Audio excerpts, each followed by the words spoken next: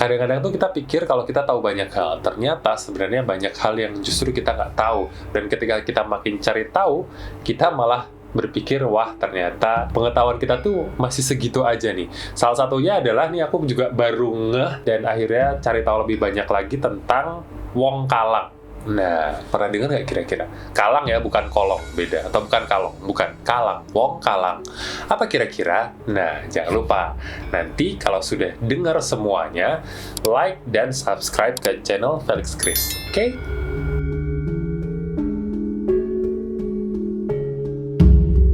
Suku Kalang atau Wong Kalang ini bisa dibilang bagian dari suku Jawa gitu, semacam subsuku atau suku kecil yang masih di bawah suku besar Jawa, dan mereka itu sudah ada sejak zaman-zaman kerajaan kuno di Nusantara. Tapi karena satu dan lain hal, akhirnya komunitas atau orang-orang Kalang ini itu dikucilkan.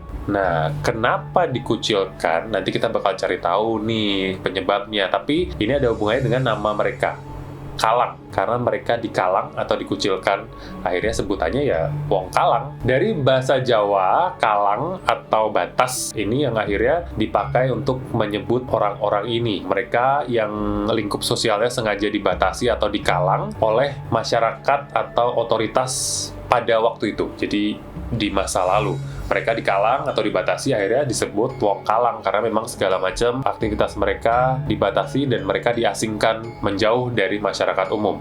Istilah Kalang sendiri itu pertama kali ditemukan di Prasasti Kuburan Candi di Desa Tegalsari, Kawedanan Tegalharjo, Kabupaten Magelang. Itu berangkat tahun 753 Saka atau tahun 831 Masehi. Jadi diduga memang orang Kalang ini atau Wong Kalang ini sudah ada sejak zaman dulu, bahkan sebelum Hindu masuk ke Jawa. Menurut mitos yang beredar, Wong Kalang ini adalah maestro pembuat candi karena memang mereka itu secara fisik punya badan yang kuat dan tegap.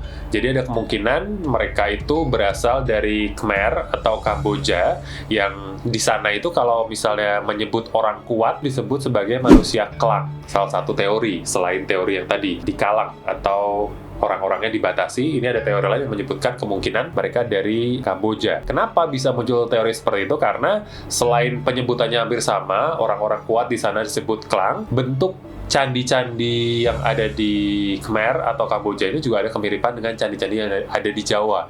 Jadi ada juga yang mengatakan akhirnya, oh mungkin mereka berasal dari sana. Terlepas dari asalnya, ternyata ini kisahnya agak sedikit mungkin pilu, menyedihkan. Karena ternyata setelah Hindu masuk, Wong Kalang yang diduga sudah ada di Jawa sebelum Hindu masuk, makin tersisih karena ada sistem kasta. Kenapa? Karena asal-usul Wong Kalang ini kurang jelas. Nggak ada yang tahu dengan jelas mereka itu dari mana sebenarnya. Akhirnya mereka terasing, mereka menjauh dari pemukiman, menjauh dari masyarakat umum.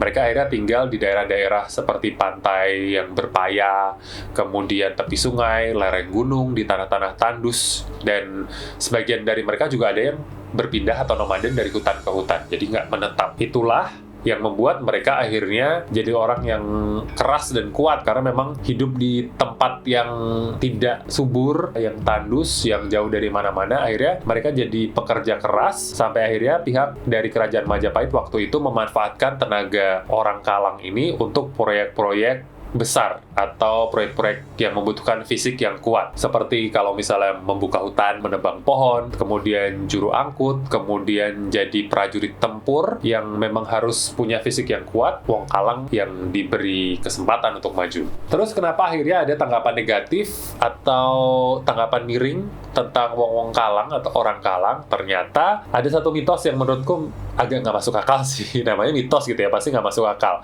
Yang pertama, mitos bahwa Wong Kalang atau orang Kalang ini hidup di sekitar hutan dan punya asal keturunan yang hina. Maksudnya gimana? Keturunan hina ini maksudnya adalah mereka dianggap keturunan kera atau anjing. Agak bikin sakit hati itu kalau ada yang bilang kayak gitu. Terus secara fisik mereka berbeda dengan kebanyakan penduduk setempat. Mereka itu lebih mirip dengan suku Negrito yang berkulit legam dan berambut keriting. Jadi karena mungkin secara fisik beda, akhirnya mereka tersingkir. Kemudian ada juga karena perbedaan fisik dan latar belakang, akhirnya otomatis mereka memilih memilih mengasingkan atau menjauh dari pemukiman warga dan hidup di tempat-tempat yang terpencil.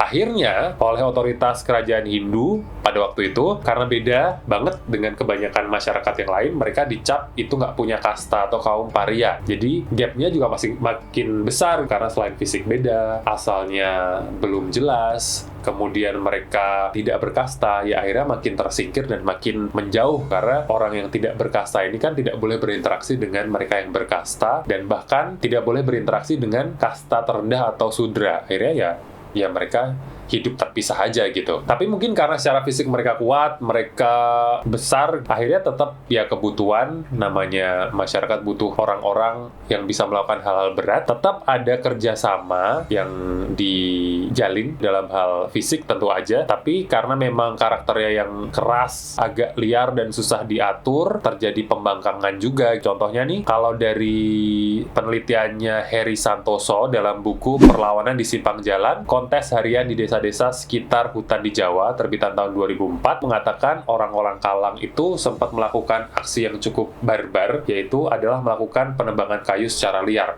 Kayak mereka bodo amat, nggak peduli aturan. Nah, itu salah satu yang membuat anggapan bahwa Wongong Kalang ini susah diatur dan liar, salah satunya itu. Nah, karena asal-usul tidak jelas tentang dari mana mereka berasal, simpang siur, maka akhirnya muncul juga nih, akhirnya berlapis kan, banyak kesalahpahaman yang muncul tentang orang-orang Kalang. Dan muncul juga mitos-mitos yang istilahnya tidak bisa dipertanggungjawabkan karena sangat nggak masuk akal gitu ya. Balik lagi, namanya mitos, pasti nggak masuk akal. Apa aja mitos-mitos tentang Wong Kalang? Yang pertama, mitos bahwa orang Kalang punya ekor.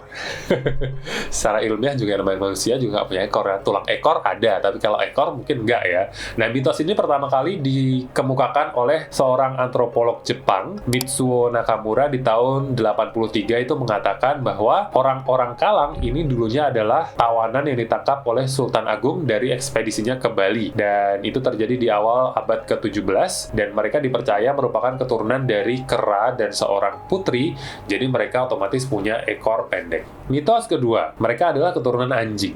Lebih nggak masuk akal lagi kan? Nah, ini semacam tahyul juga karena dipercaya Wong Kalang atau orang Kalang ini merupakan hasil perkawinan antara seorang perempuan dengan seekor anjing. Sangat tidak ilmiah sekali ya. Mana mungkin bisa manusia sama anjing atau sama hewan gitu kawin. Anggapan ini ternyata setelah ditelusur lagi itu diduga muncul karena memang ada satu tradisi atau upacara tradisional yang dilakukan orang Kalang, yaitu adalah gegumregan gegalungan, yang kalau sekarang sih sudah jarang dilakukan, tapi di upacara ini itu ada beberapa ekspresi atau simbolisasi yang menyerupai gerakan atau perilaku anjing. Misalnya seperti gerakan merangkak. Terus ada juga sosok bentuk semacam anjing, jadi kayak ada patung gitu kecil ditaruh di depan orang-orang yang melakukan gerakan menyerupai anjing tadi ketika ada upacara tradisional ini. Nah, mungkin dari situ akhirnya orang-orang berasumsi dan membuat mitos, kayak anjing ya mereka, mungkin jangan-jangan dulu mereka keturunan anjing, mungkin gitu. Mitos yang ketiga, bahwa orang-orang Kalang ini adalah orang-orang sakti dan punya kemampuan melebihi manusia biasa. Ini muncul di era Majapahit. Ketika itu orang-orang Kalang ini ditugaskan untuk menjaga hutan agar tidak kemasukan penyusup yang akan membahayakan kerajaan. Karena mereka dianggap sakti, akhirnya yaitu tadi, mereka disuruh keluar menjaga perbatasan di hutan-hutan itu. Nah, terus karena kesaktiannya ini tadi, mereka akhirnya juga dipekerjakan sebagai pembuat candi karena mampu mengangkat batu-batu yang sangat besar. Dan mereka juga waktu itu sempat perang melawan suku Dayak, Majapahit versus Dayak. Akhirnya orang-orang Kalang ini yang disuruh maju dan akhirnya terbukti mereka menang.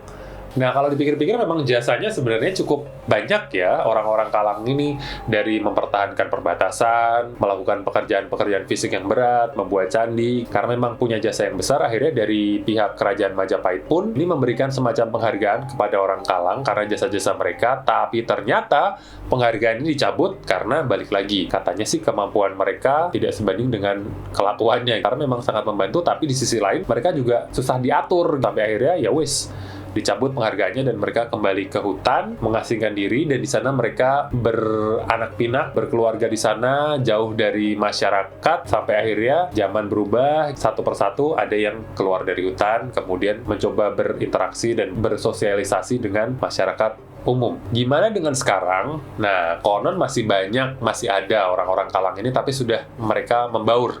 Jadi kayak udah nggak kelihatan aja gitu. Karena sekarang kan kita juga makin beragam ya. Kita tahu orang-orang itu bentuknya macam-macam, bukan cuma seperti kita. Ada yang kulitnya putih, ada yang kulitnya gelap, ada yang rambutnya keriting, rambut lurus, segala macam. Jadi orang-orang sudah mulai bisa menerima perbedaan. Kemudian katanya orang-orang Kalang ini sekarang yang banyak itu tersebar di wilayah Jogja, Cilacap, Adipala, Gombong, Ambal, Kebumen, Bagelen. Nah, masih di seputaran Jawa Tengah dan DIY. Terus, tadi kan sempat ada upacara tradisional. Apakah mereka masih menjalankan upacara tradisional? Nah, ternyata kalau untuk dari internnya orang Kalang sendiri, perihal tentang upacara tradisional ini terbagi ke dua kelompok. Yang pertama itu adalah Kalang Obong. Kalang Obong ini adalah golongan laki-laki Kalang yang berhak mengadakan upacara Kalang Obong. Ini adalah salah satu ritual ikonik suku Kalang yang sudah ditetapkan menjadi warisan budaya tak benda di tahun 2018. Jadi yang cowok-cowok. Nah, terus golongan kedua adalah Kalang Kamplong. Ini adalah golongan orang-orang Kalang dari keturunan perempuan. Mereka itu dianggap tidak berhak mengadakan upacara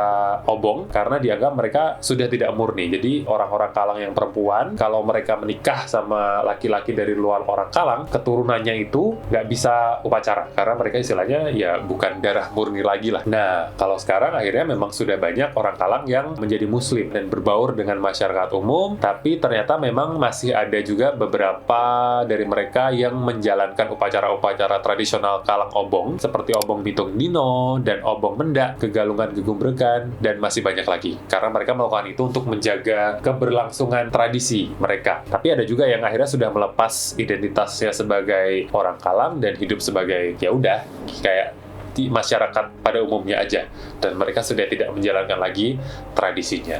Gimana? Baru tahu sekarang tentang orang Kalang? Atau kamu sudah pernah tahu sebelumnya? Coba tulis di komen ya, aku pengen tahu gimana tanggapan kamu tentang orang Kalang ini. Oke? Thank you sudah menyimak Felix Story kali ini. Jangan lupa klik like dan subscribe, dan sampai ketemu lagi di Felix Story selanjutnya. Bye-bye!